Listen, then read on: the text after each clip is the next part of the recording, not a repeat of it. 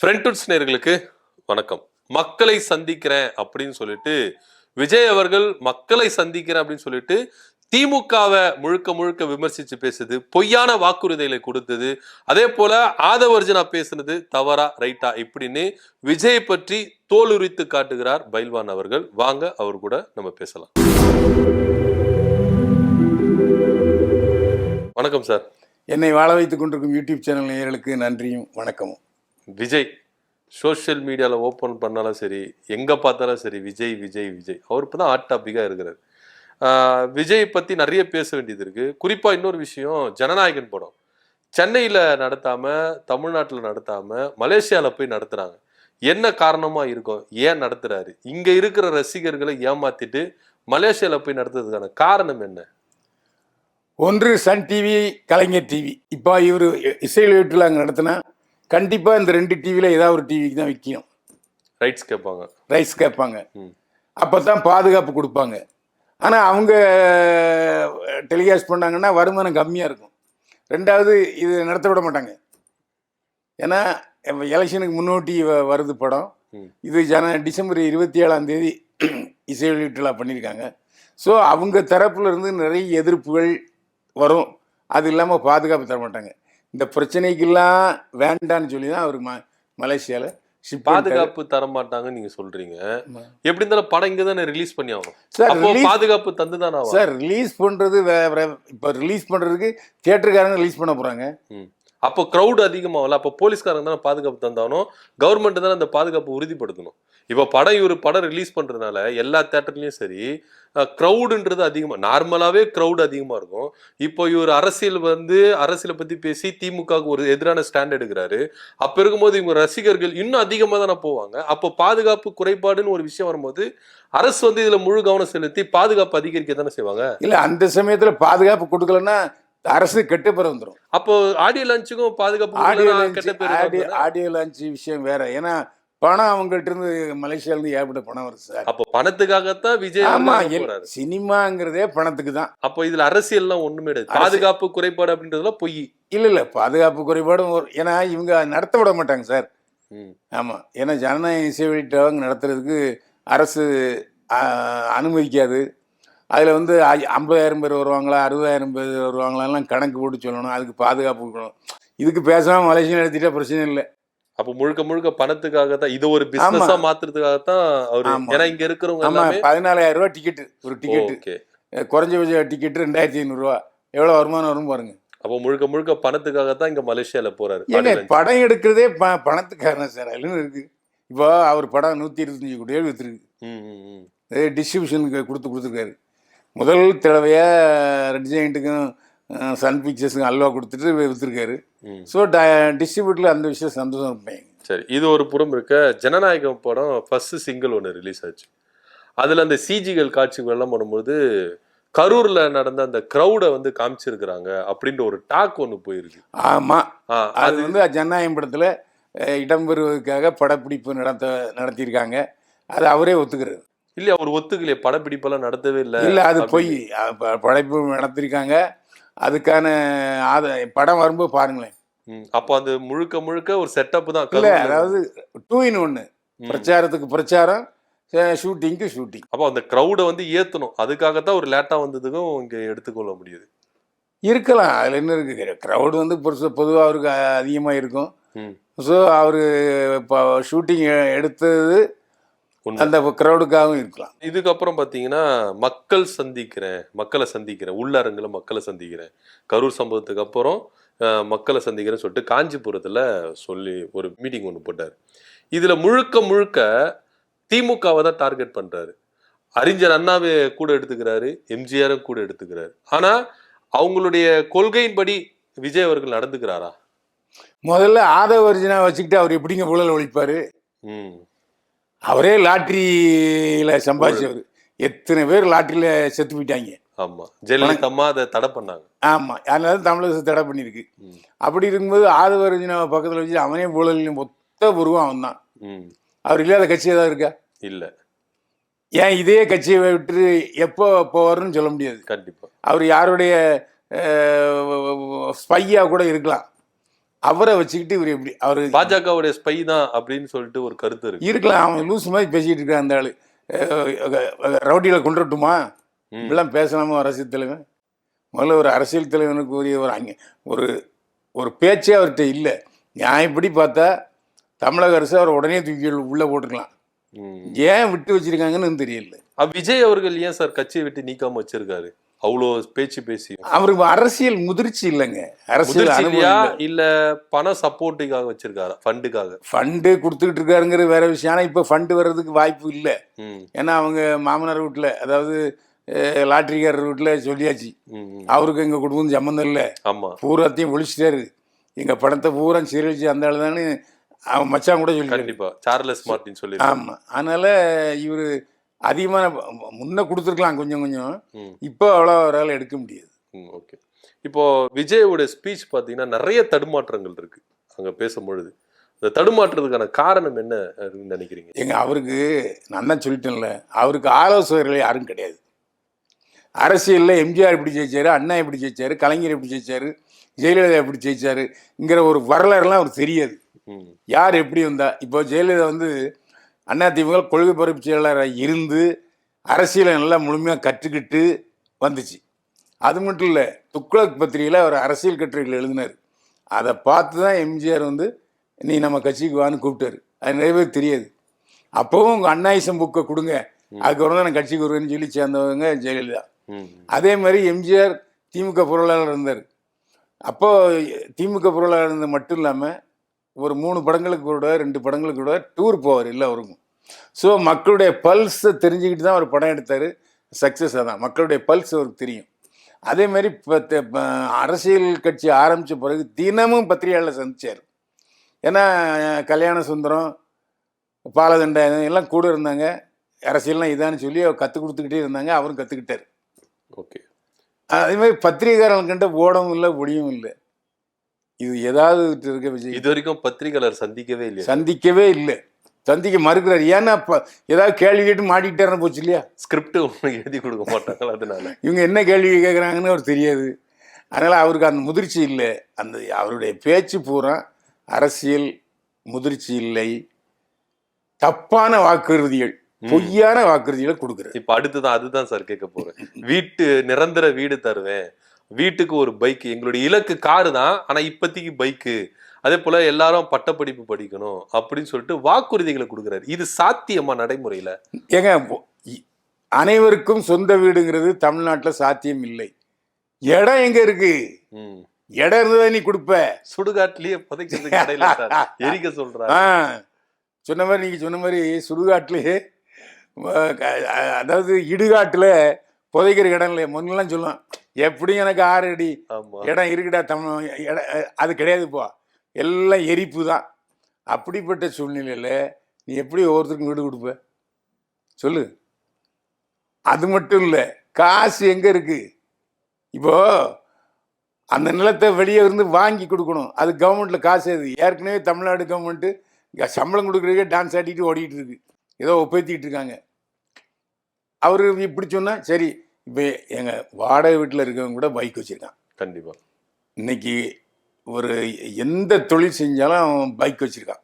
சைக்கிளே இல்லை ரோட்டில், பைக்கும் கரெக்டாக இருக்குது. இவர் என்னத்தை பைக் கொடுக்க போகிறாரு? டிராஃபிக் வராது இல்லை, ஒருவேளை பைக் கம்மியில் ஏதாவது பேரம் பேசிட்டாரா, கமிஷன் டிகிரி பேசுகிறாரா, ஒன்றும் தெரியல. இது உளறல், அதாவது பொய்யான வாக்குறுதிகளை கொடுக்குறாரு. அது தப்பு. எந்த ஆட்சி வந்தாலும் அனைவருக்கும் வீடுங்கிற திட்டம் சாத்தியம் அல்ல அல்ல அல்ல. எங்கேயா இடம் இருக்குது? அதுக்கு பதில் சொல்லு. நான் இங்கெங்கெல்லாம் இடம் இருக்குது, புறம்போக்கு இடம். அதில் வந்து இப்போ இந்த புல்செய் நிலம்னு ஒன்று இருக்குது, நன்செய் நிலம் இருக்குது. அப்படி இருக்கும்போது நன்செய் நிலத்தில் நீ வந்து எப்போ வீடு கட்ட முடியாது. புல்செய் நிலம் எவ்வளோ இருக்கு உனக்கு? இப்போ தமிழ்நாடு அரசு கூட அந்த வேளச்சேரி பக்கத்தில் சதுப்பு நிலத்தை வீடு கட்ட கொடுத்தாங்க. கோர்ட்டு மண்டையில் நங்குன்னு கொட்டி தடை அப்படின்ட்டாங்க. ஸோ நீதிமன்றங்களும் ரொம்ப உஷார் இருக்குது. எங்கே போய் இடத்த வாங்குவார்? காசு அது. சரி, அப்படியாச்சும் நீ வந்து பொருளாதார, இப்போ சும்மா சொல்லக்கூடாது. பாட்டாளி மக்கள் கட்சி தலைவர் டாக்டர் ராமதாஸ் இருக்கார்ல, ஒவ்வொரு வருஷமும் ஒரு பட்ஜெட் தாக்கல் பண்ணுவார் அவங்க கட்சி சார்பாக. அந்த மாதிரி ஒரு பட்ஜெட் தாக்கல் பண்ணு, இந்த மாதிரி நான் பட்ஜெட் தாக்கல் பண்ணி இவங்களுக்கு இடம் கொடுப்பேன்னு சொல்லு. அது சொல்ல முடியுமா என்னால? சும்மா எதுக்கு பொய்யான வாக்குறுதி? இப்போ அண்ணா என்ன பண்ணாரு, ஒரு கிலோவுக்கு ஒரு ரூபாய்க்கு படியரிசினாரு. அதை கலைஞர் சாமர்த்தியமா என்ன பண்ணாரு, கிலோவுக்கு 1 ரூபா போட்டார். எவ்வளவு நாள் போட முடிஞ்சது? கட்டுப்படியாமா? இப்போ இலவச அரிசி கொடுத்துக்கிட்டு இருக்காங்க. இதான் நிலைமை. அதனால அது ரெண்டாவது, இப்போ 2 இலவச அறிவிச்சா போதுங்க. இலவச மருத்துவம், இலவச கல்வி, 12வது வகுப்பு வரைக்கும் இலவச கல்வி, எல்லாருக்கும் மருத்துவ சேவை இலவசம்னு சொன்னா போதும். அதை விட்டுட்டு வீடு பைக்குன்னு சொன்னா எப்படி? ஏதாவது வாய்ப்பு இருக்கு. பைக்கு கொடுத்தலாம், பெட்ரோல் ஒண்ணுமா சார்? எவன் கொடுப்பான் 100 ரூபா பெட்ரோல்? ஏன் விஜய் இப்படி புலம்பி தள்ளுறீங்க? ஏங்க உங்க படத்துல வேலை செஞ்ச உதவி இயக்குநர்களுக்கு என்னைக்காச்சும் பைக் வாங்கி கொடுத்துருக்கீங்களா? சொல்லுங்க. இல்லை உங்ககிட்ட வேலை செய்கிறவங்களும் எவனுக்காக பைக் வாங்கி கொடுத்துருக்கீங்களா? சொல்லுங்க. எதுக்கு? நடக்கிறதே வாக்குறுதியாக கொடுங்க. எல்லாரும் கொடுக்கணுமே, நீங்களும் பொய் வாக்குறுதி கொடுத்தீங்கன்னா எப்படி? இப்போ உள்ளவன் ரொம்ப உஷாரான பார்ட்டி. இப்போ விஜய் கட்சிக்கு ஓட்டு போடணும்னு நினைக்கிறவங்க எல்லாருமே இளைஞர்கள், இளம்பெண்கள், படித்தவன். அவன் யோசிப்பான்ல, என்ன பார்ட்டி ஒரு மாதிரி பேசுது லூஸ் மாதிரி, அப்படின்னா எப்படி ஓட்டு போடுவான்? கரெக்ட். சொல்லுங்க. கரெக்ட் தான் சார். அதனால இந்த வாக்குறுதிகள் பொய் வாக்குறுதிகள், அது விஜய்க்கு பின்னடைவைத்தான் தரும். உங்ககிட்ட கேட்டா கரெக்டா இருக்கும்னு நினைக்கிறேன். ஏன்னா நீங்க தலைமுறை அரசியலை பார்த்தவங்க. விஜய் ஒரு விஷயம் சொன்னாரு, உங்க திமுக மேல உங்களுக்குன்னு தனிப்பட்ட கருத்துக்கள், விருப்பு வெறுப்பு இருக்கலாம். ஆனா இந்த விஷயம் உங்ககிட்ட கேட்டாதான் கரெக்டா இருக்குன்னு எனக்கு தோணுது. அண்ணா கட்சி ஆரம்பிச்சு விட்டுட்டாரு. ஆனா அண்ணாவுக்கு பிறகு அந்த கட்சியை எடுத்து நடத்தினவங்க எப்படி வச்சிட்டு இருக்காங்க அப்படின்னு நான் சொல்லி உங்களுக்கு தெரிய தேவை அப்படின்னு மக்கள் கிட்ட சொல்றாரு. அண்ணாவுக்கு பிறகு கலைஞர் அந்த கட்சியை கைப்பற்றி என்னென்னலாம் தமிழ்நாட்டுக்கு செஞ்சிருக்கிறார் சார்? இல்லை அவரு, அதாவது எம்ஜிஆரும் செய்திருக்கிறார், கலைஞரும் செஞ்சிருக்கிறாரு, ஜெயலலிதாவும் செஞ்சிருக்கிறாங்க. எல்லா முதல்வர்களும் அவங்களுடைய ஆட்சி காலத்தில் அவங்களுக்கு முடிஞ்சே செஞ்சுருக்காங்க. எம்ஜிஆர் சத்துணவு போட்டார். அதே மாதிரி ஜெயலலிதா அந்த அனாதை தொட்டில் குழந்தைன்னு குழந்திருக்காரு. அதே மாதிரி பல தமிழ் சீர்திருத்தங்கள் செஞ்சவர் டாக்டர் கலைஞர். யாரும் செய்யலைன்னு நான் சொல்லவே மாட்டேன். இன்னைக்கு தமிழ்நாடு சட்டசபையில் தமிழ்நாடு சட்டமன்றம், சட்டப்பேரவை தலைவர் சொன்னது யாரு? கலைஞர் ஆட்சி வந்த பிறகு தான் எல்லாம் வந்துச்சு. தமிழ்நாடுங்கிற பேர் வச்சதே அண்ணா தான் பேர் வச்சாரு. அப்புறம் அப்போ ஒரு பொய்யான ஒரு வரலாறு வரலாறு தெரியாது அவருக்கு. ஒரு வரலாறு தெரியுங்க. திமுக வரலாறு அவர் படிச்சுட்டு பேசுறாரா?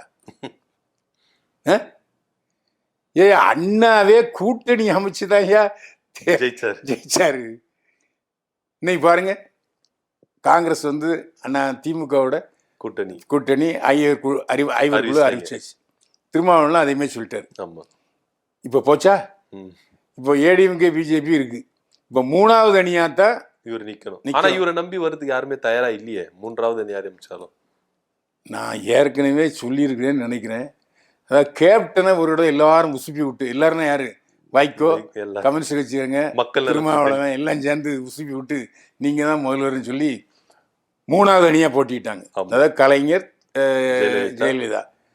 ஆனா அந்த தேர்தலில் இவங்க இந்த 3வது கூட்டணி 0, மக்கள் நல கூட்டணி. ஆமா, ஜெயலலிதா முதலமைச்சர் ஆகிட்டாங்க. ஆமா, அதுக்கப்புறம் ஜெயலலிதா கூட்டணி தான் எதிர்க்கட்சி தலைவரானார் விஜயகாந்த். அதனால ஆனானப்பட்ட கேப்டனை விடவா விஜய்க்கு அரசியல் ஞானம் இருக்க போது. அவராவது எல்லா படத்துலயும் அரசியல் பேசியிருக்காரு. ஆமா, இவர் எந்த படத்துல அரசியல் பேசுறது? சும்மா அங்கே தொட்டு ஊருகா மாதிரி தொட்டு போயிட்டு இருப்பார். இவர் முதல்ல ஒரு நல்ல அரசியல் தெளிவு பெற்ற ஒரு ஆளை வச்சு அரசியல் கற்றுக்கணும். எது அரசியல், எதனால் அண்ணா திமுக ஜெயிச்சுது, எதனால் திமுக ஜெயிச்சுது, எதனால் ஜெயலலிதா ஜெயிச்சாங்க, எதனால் ஜெயலலிதா தோத்தாங்க, இதெல்லாம் அனலைஸ் பண்ணல. அவருக்கு தெரியாது. ஜெயலலிதா ஜெயிச்சாங்க, ஏன் தோத்தாங்க அவருக்கு தெரியுமா? தெரியாது. ஏன் அண்ணா திமுக உருவாச்சு, ஏன் திமுக தோத்துச்சு, ஏன் எம்ஜிஆர் ஜெயிச்சாரு, அது தெரியுமா? தெரியாது. ஏன்னா அவரு அப்பெல்லாம் சின்ன பையனா இருந்திருப்பாரு. என்ன ஏதோ இப்போதைக்கு இளைஞர்கள், இளம்பெண்கள் ரசிகர்களாக இருக்காங்க. ஆனால் அவன் சிந்திக்க தெரிஞ்சவன். விஜய்க்கு ஒரே ஒரு வார்த்தை சொல்கிறேன், முன்னால் வந்து எம்ஜிஆர் காலத்தில் டிவிலாம் கிடையாது, செல்ஃபோன் கிடையாது, இந்த தகவல் தொடர்பு சாதனங்களே கிடையாது. ஸோ எம்ஜிஆர் அந்த சமயத்தில் ஜெயிச்சிட்டார். ஏன்னா எம்ஜிஆர்னா அது அவ்வளோ வள்ளலாக எம்ஜிஆர் தான் அப்படின்னு ஒரு பேர் எடுத்துட்டார். அப்படி ஒரு பேர் எடுத்தாரா சொல்லுங்க? ஈழத்தமிழர்களுக்கு 500 ரூபாய் கொடுத்தாரு. சத்யராஜோட மேக்கப் மேன 50,000 ரூபாய் கொடுத்தாரு, இவர் 500 ரூபாய் கொடுத்தாரு. அந்த மாதிரி. அதனால இவர் இன்னும் அரசியல் அறிவு வேணும். அரசியல் அறிவு எப்போ வரும்? இந்த தேர்தலில் தோத்து மறுபடியும் சினிமா நடிக்க வர்றாரு பாருங்க, அப்போ கொஞ்சம் கொஞ்சம் தெரிஞ்சுக்கலாம். அப்பவும் வருவாரா இல்ல வேண்டவே வேண்டாம்னு சினிமாக்கு பக்கமே போயிடுவாரா? முடியவே முடியாது. நீங்க எளிய நாங்கள் திரும்ப திரும்ப சொல்றேங்க, அவருக்கு ஜனநாயகன் கடைசி படம் அல்ல. என்ன கொஞ்சம் சம்பளத்தை குறைச்சிருவார். இப்போ 150 கோடி 120 வாங்குறாருல, 80 கோடி தான் வரும் தயாரிப்பாளர். யோ நீ தோத்து போயிட்ட, இன்னும் தேராது பண்ணிட்டு மறுபடியும் நடிக்க வருவார் விஜய். அவர் தோத்துட்டாதான் நடிக்க வருவார். ஓகே, தோத்துருவார், அது சந்தேகமே இல்லை. ஏன்னா அவர் கூட்டணியே இல்லைங்க. கூட்டணி அவர் கூட மிஞ்சி, அதாவது டிடிவி தினரை கொஞ்சம் கதை தட்டி பார்த்தாரு, திறக்கலை, க்ளோஸ். இப்போ அவரும் திட்ட ஆரம்பிச்சிட்டாரு. தம்பி நரசிம்மா அவரும் க்ளோஸ், நிறுத்தி விட்டாரு. அப்போ இவர் தனியாக போய் என்ன செய்ய போறாரு? ஏதோ 2-3 உதிரி கட்சியில் சேரலாம், அதை வச்சு இவரால் ஒன்றும் பண்ண முடியாது. இன்னொரு விஷயம், அண்ணா திமுகவுக்கும் திமுகவுக்கும் தெருவுக்கு தெரு மன்றங்கள் இருக்கு, கிளை இருக்கு, அவன் நிர்வாகிகள் இருக்கான். அவன் பேஸ்மெண்ட் நல்லா இருக்கு, பேஸ் நல்லா இருக்கு. ஆனால் விஜய்க்கு பேஸ் இல்லை.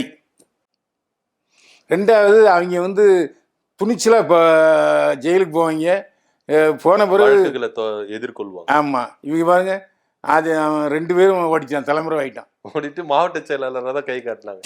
எனக்கு எதுக்கு சம்மந்தம் இல்லை. அந்த மாதிரி வச்சு, அதாவது மண் குதிரையை நம்பி ஆற்றுல இறங்குறார் விஜய். பாவம், நாம் என்ன செய்ய முடியும்? அனுதாபம் தான் தெரிவிக்க முடியும். ரெண்டாவது, அண்ணா திமுகவில் காசு அதிகம், திமுகலையும் காசு அதிகம், போட்டி போட்டு பணத்தை இறப்பாங்க. இவர் என்ன செய்வார்? இப்படி பார்த்துட்டு இருப்பார். ஒன்று, இந்த இளமைஞர்கள் இருக்காங்க பார்த்தீங்களா, இந்த அண்ணா திமுகவில் உள்ளவனும் திமுக நெஞ்சம், ஏய் ஆட்சி எங்காட்சி தான் வரும், மோன ஒழுங்காக பேசாமல் அமைதியாக இருது, இந்த அப்படி சொல்லிட்டு போட்டேன்னா அவங்க பாட்டு பேசாமல் போயிடும். இப்போ உள்ள இளைஞர்களுக்கு அந்த காலத்தில் இந்தியர் போராட்டத்தில் இருந்த மாதிரிலாம் இல்லை. பயந்துவான், ஐயோ நம்ம வாழ்க்கை இருக்குது, படிக்கணும், வேலை பார்க்கணும் அப்படிங்கும் என்னையும் அவன் பாட்டு ஒதுங்கிடுவான். எங்கள் பூத் ஏஜெண்டே விலை கொடுத்து வாங்கிடுவாங்க. போதுமா? நடந்திருக்கா இல்லையா? நடந்திருக்கு. அதனால தான் விஜய்க்கு இதெல்லாம் தெரியாது.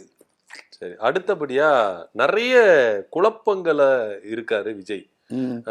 வக்ஃபு வாரியம் அப்படின்னா வகுப்பு வாரியம் அப்படின்றாரு, லட்சக்கணக்குலன்றாரு, கோடி கணக்குலன்றாரு. நாங்க வந்தா வருவோம் அப்படின்னு நிறைய குழப்பத்தோட பேசுறாரு. அவருக்கே தெரியுங்க, வர முடியாதுன்னு தெரியுது. அதனால பேச்சில் அந்த டங் ஸ்லிப்பை வளர்றாரு. அதுக்கு என்ன செய்ய முடியும்? எம்ஜிஆர் இறங்கினார்னா உடனே கம்யூனிஸ்டுகள் கை கொடுத்தது. எங்க திண்டுக்கல் தேர்தலே ஏத்துனாலும் வந்துட்டாரு. அதுக்கப்புறம் கம்யூனிஸ்டுகள் கை கொடுத்தாங்க, அதுக்கப்புறம் காங்கிரஸ் கை கொடுத்தது. அப்படிதானே வர முடிஞ்சது. கண்டிப்பா. இப்போ தமிழ்நாட்டில் காங்கிரஸோட டிஎம்கேயும் அலைன்ஸ் வச்சுருக்காங்க, ஏடிஎம்கே அலைன்ஸ் வச்சுருக்காங்க, பிஜேபியோட ஏடிஎம்கேயும் அலைன்ஸ் வச்சுருக்கு, டிஎம்கேயும் வச்சுருக்காங்க. அதனால் டெல்லியில் உள்ள பாஜக திமுகவோட ஒன்றும் திமுகவோட செய்கிறவங்க அண்ணாத்தை முடிச்சு, இது வழக்கமான விஷயந்தான், இது ஒன்றும் பெரிய விஷயம் இல்லை. என்ன இப்போ கொஞ்சம் ஆன்மீகம் கொஞ்சம் அதிகமாக, கூட்டங்கள்லாம் அதிகமாக வருது, கோயிலில் வந்து இந்துன்னு சொல்கிறாங்க. ஸோ அந்த நம்பிக்கையில் தான் பிஜேபி கொஞ்சம் அதிகமான ஓட்டு கிடைக்கும் அப்படின்னு இறங்குறாங்க. அதுக்கு காரணம் வந்து திமுகவும் நாத்தியம் மாதிரி உதயநிதி ஸ்டாலின்லாம் அந்த சனாதனம் பேசியிருக்கவே கூடாது. ஒரு ஆளுங்கட்சியாக இருக்கிறவங்க அந்த இந்துக்கள் ஓட்டை வாங்கணும் இல்லையா? கண்டிப்பாக. இப்போ அந்த அம்மா திருமதி துர்கா ஸ்டாலின் அவர்கள் வந்து எல்லா கோயிலுக்கும் போகிறாங்க. நீ அதுலேருந்து தெரிஞ்சுக்கொண்டாமா? சரி, அம்மா எல்லா கோயிலுக்கும் போகிறாங்க, நீ சனாதனம் பேசுகிற, தேவையா இது? இந்த சனாதனம் பேசியதன் காரணமாகவே வடநாட்டில் உள்ள பல கட்சிகள் டிஎம்காரனை இருக்கிறாங்க, டிஎம்கே இருக்கிறாங்க. அதுவே அவங்களோட அலையன்ஸ் வச்சுக்கொண்டான். இந்தியா கூட்டணியில் பல பேர் திமுகவை சேர்க்க விடாண்டு சத்தம் போட்டுடுங்க. இதெல்லாம் காரணம் திமுகவுடைய வெற்று பிரச்சாரம். இந்த நாத்திக பிரச்சாரத்தை யாருமே சொல்லலாங்க, பேசுறதுக்கு இனிமையாக இருக்கும், ரீச் ஆகாது. ஏன்னா எல்லாரும் தப்பு பண்ணுறான். அப்போ எல்லாருக்கும் பயம் இருக்கு. அந்த பயத்தை நெஞ்சுறான், சாமி காப்பாத்து சாமிங்கிறான். அப்போ நீ ஒன்றும் இல்லைங்க. இப்போ நீங்கள் வந்து ஆஸ்பத்திரி, எல்லா ஆஸ்பத்திரியும் போங்க, ஒன்று இந்து கடவுள் இருக்கும், சில இடத்துல அங்கே இந்து கடவுள் கோயில் இருக்கும், சர்ச்சும் இருக்கும். ஏன் அங்கே போய் ப்ரே பண்ணிட்டு தான் வந்து அங்கே ஆஸ்பத்திரியில் உள்ள நோயாளிகளை பார்க்குறாங்க. அந்த மாதிரி நமக்கு அப்படி ஒரு, அதாவது நாத்திகன் வந்து தன்னம்பிக்கை இல்லாதவங்கிற அளவுக்கு வந்துருச்சு இப்போ. ஸோ அந்த சனாதனம் வந்து திமுகவை நிறைய பாதிக்கும், அதில் சந்தேகமே இல்லை. இவங்க இடையில நாங்கள் நாத்தியம் இல்லை, நாத்திக்கு ஆதரவானவங்க இல்லை, ஆத்திக்கு எதிரானவங்கன்னு சொன்னால் கூட மக்கள் நம்ப தயாராக இல்லை. சரி, இது ஒரு புறம் இருக்க, விஜயோடைய முன்னாள் மேனேஜர் பிடி செல்வகுமார் 2 நாளைக்கு முன்னாடி ஒரு கண்டன எச்சரிக்கை ஒன்று கொடுக்குறாரு. விஜய் அவர்கள் உஷாரா இருந்துக்கணும் அப்படின்னு. ஏன்னா விஜய் வந்து நான் வளர்த்த மரம், 25 வருஷமா அவர் கூட நான் இருந்தேன், அவரை பார்த்து பார்த்து நான் வளர்த்து விட்டேன், எனக்கும் ஒரு பங்கு உண்டு அவரை வளர்ந்ததுக்கு. புலி படத்துல நாளைக்கு படம் ரிலீஸ்னா இன்னைக்கு எங்க வீட்டுல ரைடு இருக்கு, எங்க வீட்டுல 2000 ரூபாய் தான் இருந்தது, கூட இருந்தவங்க தான் போட்டு கொடுத்தாங்க அப்படின்னு சொல்லிட்டு ரைடுக்கு வந்தவங்களே என்கிட்ட சொல்றாங்க. ஸோ விஜய் கூட இப்ப இருக்கிறவங்க தான் அன்னைக்கு எனக்கு போட்டு கொடுத்தாங்க, ஸோ விஜய் இதுக்கப்புறம் உஷாரா இருக்கணும் அப்படின்ற ஒரு கருத்தை முன்வைக்கிறாரு. இதை எப்படி நீங்க பாக்குறீங்க? எனக்கு தெரிந்து அன்றைய காலகட்டத்தில் விஜய் வீட்டுக்கு ரைடு போச்சு. அப்போ அதில் ஒரு கணக்கு இருந்துச்சு. அதாவது புலி படத்துக்கு விஜய் இலவசமாக நடித்து கொடுத்தாரு அப்படின்னு ஒரு ரெக்கார்டு இருக்குது. ஆனால் இவர் என்ன பண்ணார், இவ்வளோ கொடுத்தேன் அப்படின்ட்டு ரெக்கார்ட் பண்ணியிருக்காரு. அந்த விஷயத்தில் அவர் என்ன பண்ணார், ரிலீஸ் அன்னைக்கு நீ பார்க்க வராதுன்ட்டார். விஜய்க்கும் புலி தயாரிப்பாளர் பிடி செல்வகுமாருக்கும், அதாவது விஜயோடைய மேனேஜருக்கும் பண விஷயத்தில் ஏதோ ஒரு மர்மமான விஷயத்தில் தான் விஜயும் கோவத்தில் இருக்கார், செல்வகுமாரும் கோவத்தில் இருக்கார். அது அவங்க 2 பேரும் சொன்னா தான் தெரியும். இப்போது உங்கள் ஆஃபீஸில் நீங்கள் வேலை செய்கிறீங்க, திடீர்னு உங்கள் எம்டி உங்கள் மேலே கோவப்பட்டாருன்னா அதுக்கு ஏதாவது காரணம் இருக்குமா இல்லையா? கண்டிப்பாக இருக்கும். அதேமாதிரி நீங்களும் திடீர்னு உங்கள் எம்டி மேலே கோவப்பட்டீங்கன்னா ஏதாவது காரணம் இருக்கும் இல்லையா? அந்த காரணம் உங்கள் 2 பேருக்கும் தான் தெரியும், நீங்கள் சொன்னால் தான் தெரியும். அவர் இது வரைக்கும் சொல்லவே மாட்டேங்கிறாரு. நான் கேட்டுட்டேன், அதாவது அண்ணே படம் ரிலீஸ் ஆகணே நாளைக்கு, என்னைய பார்க்கவே இல்லைண்ணே, வெளியே போய் சொல்லு அப்படின்னு சொல்லிட்டாருண்ணே அப்படின்னு சொன்னார். என்ன காரணமாக இருக்கும் சார்? அதுதான் நமக்கு தெரியல, அது மூடு மந்திரமாக இருக்குது. அது அவங்க 2 பேரும் சொன்னால் தான் தெரியும். ஆனால் பிடி செல்வகுமார் சொல்கிற விஷயங்களில் 80% உண்மை. எப்படின்னா அவர் சரியான, அதாவது உதவி பண்ணுறதுக்கு ஆள் இல்லை, ஆலோசனை பண்ணுறதுக்கு ஆள் இல்லை, அப்பாவை துரத்தி விட்டார். இவ்வளோ தூரம் விஜய் நற்பணி மன்றம் இவ்வளோ தூரம் வளர்ந்துருக்கு காரணம் டைரக்டர் எஸ் சந்திரசேகர் தான். அப்பாவையே, அப்பா மீதுமே நம்பிக்கை இல்லாமல் நம்பிக்கை இழந்து அந்த புஷியானதை கொண்டு வந்தார். அது எவ்வளோ பெரிய தப்பு. கண்டிப்பாக.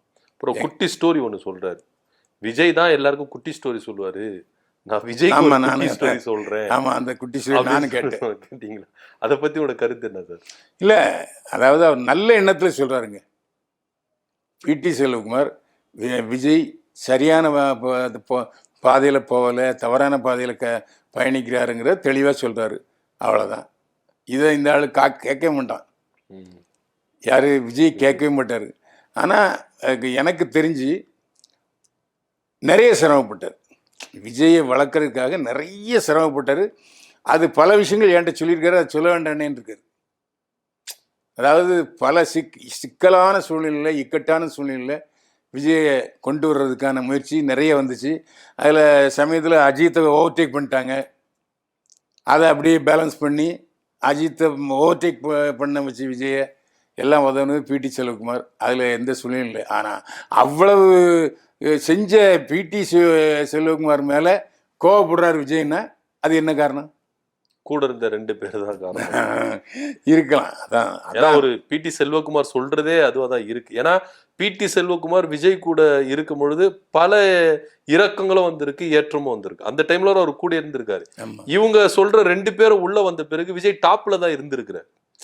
அவரு நான் என்னுடைய அவரு சொல்றபடி யாரா இருக்கும் அப்படின்னு பார்த்தா அவருடைய மேனேஜர் ஜெகதீஸ்வரும் அப்புறம் புஷியானந்தும், இவங்க 2 பேரும் உள்ள வந்த பிறகு விஜய் டாப்ல தான் இருக்காரு. ஆனா பிடி செல்வகுமார் இருக்கும்போது ஏற்றத்தாழ்வுல எல்லா இடத்துலயும் இருந்திருக்காரு. அப்போ நான் வளர்த்த மரம் விஜய் அப்படின்னு சொல்றதுல அவருக்கு ஒரு பங்கு இருக்குதுன்றத நீங்க நம்புறீங்களா? ஆமா, அதுல எந்த சந்தேகம் இல்லை. நான் கூட இருந்தேனே, அதாவது ஜெமினி சினிமாவில் பிடி செல்வகுமார் நிருபராக இருக்கும்போது வந்து நான் பார்த்துக்கிட்டு இருக்கேன். அவர் நார்வேல்காரர். ஏன்னா அதே சமயத்தில் கமல் இந்த விஜயுடைய பணம் கொஞ்சம் அவர்கிட்ட இருந்ததுன்னு எனக்கு தெரியும். கலப்பை இயக்கத்துக்கு அதுதான் உதவிச்சு. ஸோ விஜயால் பிடி செல்வகுமார் உயர்ந்தார். பத்திரிகை நிருபராக இருந்தவர் பிஆர்ஓ ஆனார், மேனேஜர் ஆனார், செக்ரட்டரி ஆனார், தயாரிப்பாளர் ஆனார். ஸோ விஜயால் இந்த வளர்ச்சி. அதே மாதிரி விஜயுடைய வளர்ச்சிக்கும் அவர் உதவினார். அதில் இவருக்கு அவர் உதவி இருக்காரு, இவருக்கு உதவி இருக்காரு. ஏன் இந்த சண்டை கோளாறுங்கிறது இன்னும் 2 பேருமே சொல்ல மாட்டேங்கிறாங்க. அவர் வாயே திறக்க மாட்டார். இதுக்கப்புறம் வெளியே வருமா பிடி செல்வகுமார்? வாய்ப்பே இல்லை. ஏன்னா இவரு தான் வாயை திறந்து எல்லாத்தையும் விஜய் பற்றி கிளீன் வச்சு விட்டாரு. இனிமே எங்கே வரப்போகுது? அதாவது எஸ்ஏசிக்கு கொஞ்சம் சப்போர்ட் பண்ணி பேசுகிறாரு. ஆனால் எஸ்ஏசி வந்து செல்வகுமாரை மறுபடியும் அரவணைச்சுக்காரான்னா மாட்டார். ஏன்னா பிடி செல்வகுமாரா மகனானா யாருக்கு மகன் தான். அதை அவர் புரிஞ்சுக்க மாட்டேங்கிறது. பேசாத, நான் சொல்லிட்டேன் பிடி செல்வகுமார்கிட்ட, தயவு செஞ்சு பேசாதீங்க, அப்படியே சைலண்ட்டாக விட்டுருங்க, பின்னாடி சமாதானத்துக்கு ஒரு வாய்ப்பாக இருக்கும். இப்போ களத்தில் இருந்து நீங்கள் பேசிட்டீங்கன்னா எஸ்ஏசியும் உங்களுக்கு ஆதரவு தர மாட்டார், விஜயும் ஆதரவு தர மாட்டார். ஏன்னா அவர் தேர்தலில் போட்டின்னு ஒரு எண்ணத்தில் இருக்கார். அப்போ என்னச்சு, நான் இதுக்கு மேலே சொல்ல முடியாது, இவ்வளோதான் சொல்ல முடியும். கரெக்ட். கடைசியாக ஒன்று சொல்கிறார் பிடி செல்வகுமார், எஸ்ஏசி மட்டும் இப்போ தாவைக்கால இருந்தால் கலையை பிடிங்கிடுவார் அப்படின்றார். உண்மையா? ஒரு விஷயங்க, அதாவது விஜய் வந்து சினிமாவில் முழுக்க தீவிரமாக இருந்தபோது டக்குன்னு வா அரசியலுக்குன்னு இழுத்துட்டு வர பார்த்தாரு எஸ்ஏசி. அது அவர் மகனுக்கு பிடிக்கல. நான் இப்போ வரமாட்டேன்னு சொன்னார். அவர் வந்த பிறகு இவர் உள்ளே வராமல் போயிட்டார். அதான் விஷயம். யார் காரணமாக இருக்கும்? அதான் இப்போ புஷியானந்து இந்த மாதிரி ஏங்க எப்போவுமே இந்த கூட இருந்து ஜாலரா அடிக்காம பாருங்க, அவனுக்கு கொஞ்சம் பவர் ஜாஸ்தி. உண்மையை சொன்ன அப்பா என்ன இப்படி எல்லாம் தடுக்கிறாரு அப்படிங்கிறது ஒரு சின்னது இருக்கும். அதுதான். அதுக்கு மேலே நம்ம ஒன்று சொன்னால் 100 புரிஞ்சுக்கணும். அவங்க புரிஞ்சுப்பாங்க நேரில். இப்போ எஸ்ஏசி உள்ளே இருந்தால் கட்சி எப்படி சார் இருக்கும்? விஜய் எப்படி இருப்பார்? அதாவது விஜய் என்ன நினைப்பாருன்னா, எஸ்ஏசி வந்து நாம் சொன்னதை பையன் கேட்கணும்னு நினைப்பார். ஆனால் பையன் அப்பா சொன்னதை கேட்குற மாதிரி இல்லை.